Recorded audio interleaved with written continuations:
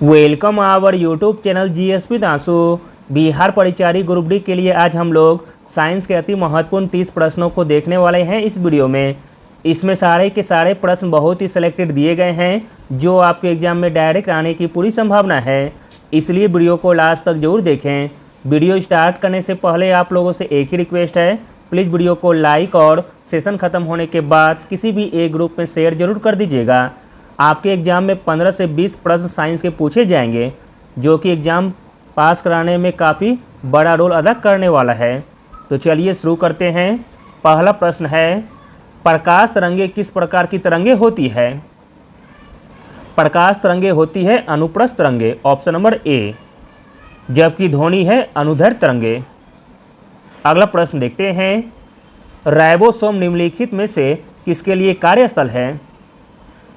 Ribosome कार्यस्थल है protein संश्लेषण के लिए, ऑप्शन नंबर ए। अगला प्रश्न देखते हैं, कौन सा जीव त्वचा से सांस लेता है? त्वचा से सांस लेता है केचुआ, ऑप्शन नंबर बी।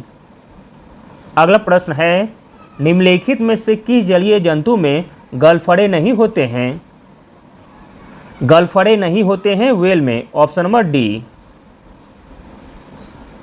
व्हेल में श्वसन अंग फेफड़ा होता है।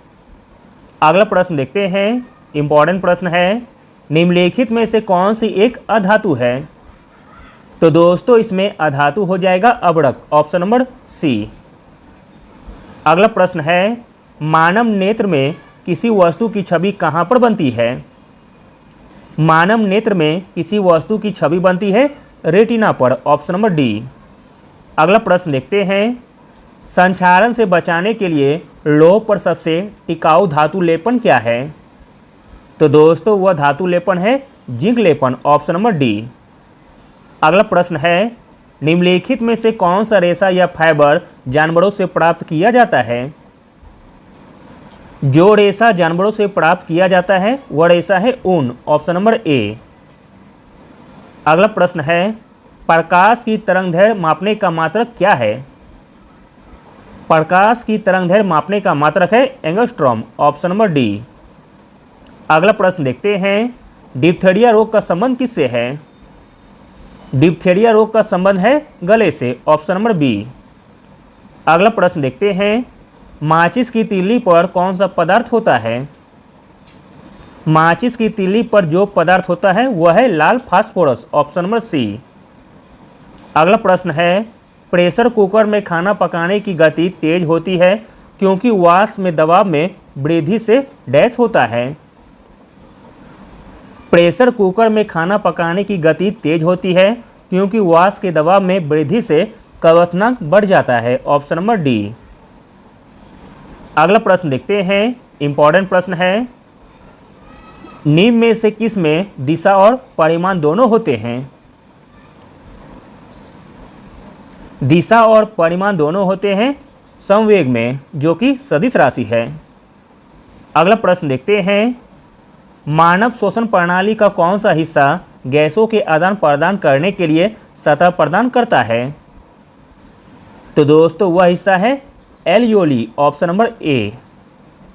अगला प्रश्न देखते हैं, इंपॉर्टेंट प्रश्न है, इलेक्ट्रॉन की पहचान सबसे पहले डैश के द्वारा की गई थी? इलेक्ट्रॉन की पहचान सबसे पहले की गई थी जे थॉमसन के द्वारा, ऑप्शन नंबर सी। अगला प्रश्न है, सबसे छोटा जीवित पक्षी कौन सा है? सबसे छोटा जीवित पक्षी है humming bird, option number A.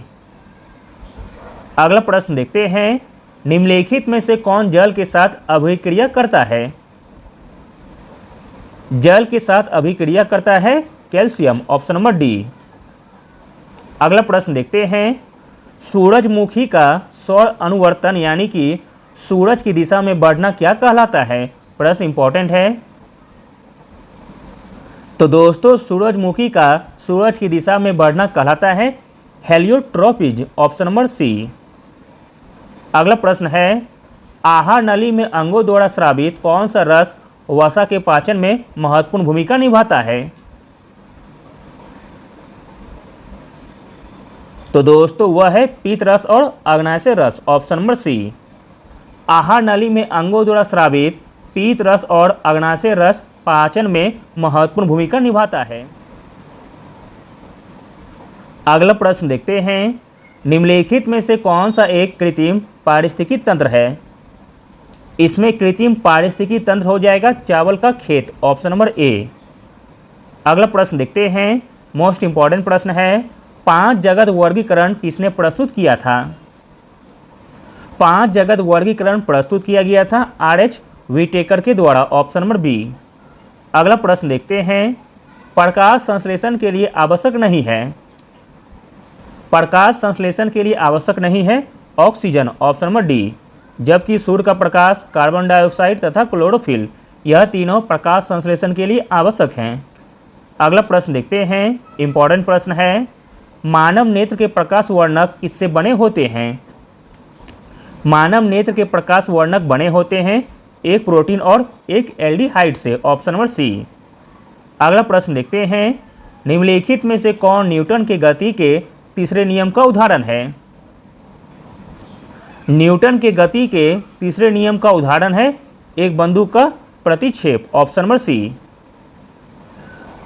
अगला प्रश्न देखते हैं, इंपॉर्टेंट प्रश्न है, कौन सा हाइड्रोजन का रेडियोधर्मी समस्थानिक है?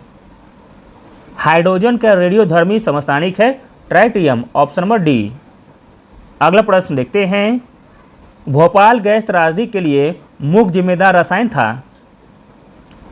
भोपाल गैस त्रासदी के लिए मुख्य जिम्मेदार रसायन था मिथाइल आइसोसाइनाइड। भोपाल गैस त्रासदी 3 दिसंबर 1984 को हुई थी। अगला प्रश्न है, भारी जल का रासायनिक नाम क्या है? भारी जल का रासायनिक नाम है deuterium oxide, option number B. अगला प्रश्न है, कांस्य मिश्र धातु निम्नलिखित में से किनका मिश्रण है? कांस्य मिश्र धातु है तांबा और टीन का, ऑप्शन नंबर बी। अगला प्रश्न देखते हैं, विद्युत प्रतिरोध की इकाई क्या होती है? विद्युत प्रतिरोध की इकाई होती है ओम, ऑप्शन नंबर डी। अगला और अंतिम प्रश्न देखते हैं, डैश संभवतः प्राणियों का सबसे बड़ा समूह है? प्राणियों का सबसे बड़ा समूह है arthropoda, option number D. Thank you.